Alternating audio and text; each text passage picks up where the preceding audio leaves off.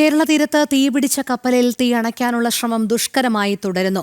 തീ നിയന്ത്രണ വിധേയമാക്കാൻ കൂടുതൽ സമയമെടുക്കുമെന്ന് തീരസംരക്ഷണ സേന അറിയിച്ചു.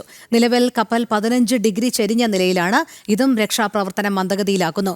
2000 ടൺ ഇന്ധനവും 240 ടൺ ഡീസലുമാണ് കപ്പലിലുള്ളത്. അതേസമയം കടലിൽ വീണ 4 നാവികർക്കായുള്ള തിരച്ചിൽ തുടരുകയാണ്. മംഗലാപുരത്ത് ചികിത്സയിലുള്ള 18 പേരിൽ 2 പേരുടെ നില ഗുരുതരം. ദിസ്ന സുരേഷ് ചേരുന്നു. ദിസ്ന, ആശങ്ക സൃഷ്ടിക്കുന്ന ഒരു കാര്യം എന്ന് പറയുന്നത് ഇതുവരെ കപ്പലിലെ തീ അണയ്ക്കാൻ കഴിഞ്ഞിട്ടില്ല എന്നുള്ളതാണ്. അതുമാത്രമല്ല, കപ്പലിന് ചെറിയ ചരിവുണ്ട്. കപ്പൽ നേരത്തെ സ്ഥിതി ചെയ്തിരുന്ന സ്ഥലത്തു നിന്നും മെല്ലെ ഇഴഞ്ഞ് തിരികെ, അതായത് വെള്ളത്തിലൂടെ നീങ്ങുന്നൊരു സാഹചര്യം കൂടി, ഒഴുകി നീങ്ങുന്നൊരു സാഹചര്യം കൂടി നിലവിലുണ്ട്. ഇതെല്ലാം പ്രതിസന്ധി സൃഷ്ടിക്കുന്ന കാര്യങ്ങൾ തന്നെയാണോ രക്ഷാദൗത്യത്തെ സംബന്ധിച്ചിടത്തോളം?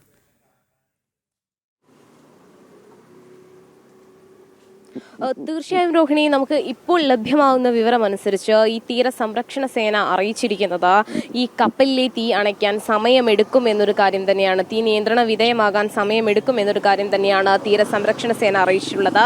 ഈ കപ്പൽ 15 ഡിഗ്രി ചെരിഞ്ഞ നിലയിലാണ് നിലവിലുള്ളത് എന്നൊരു വിവരം കൂടി നമുക്ക് ലഭ്യമായിട്ടുണ്ട്. മാത്രമല്ല, ഇത് കേരള തീരത്തേക്കായിരിക്കാം ഈ കപ്പൽ ഒഴുകിയെത്തുന്നത് എന്നൊരു സൂചനയും കൂടി നൽകുന്നുണ്ട്. അതോടൊപ്പം തന്നെ ഈ കപ്പലിലുള്ളത് 2000 ടൺ ഇന്ധനവും 240 ടൺ ഡീസലുമാണ് എന്നൊരു വിവരം കൂടിയാണ് നിലവിൽ ലഭ്യമായിട്ടുള്ളത്.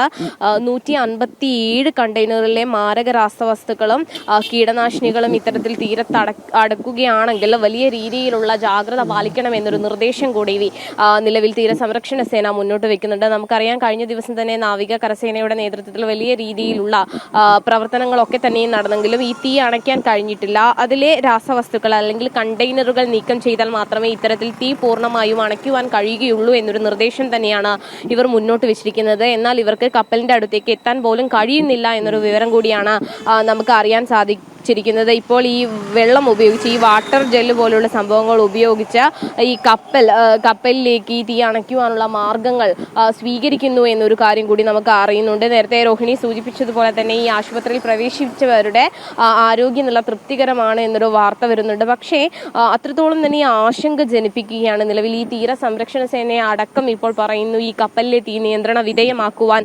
സമയമെടുക്കുമെന്നുള്ള കാര്യം പറയുന്നു.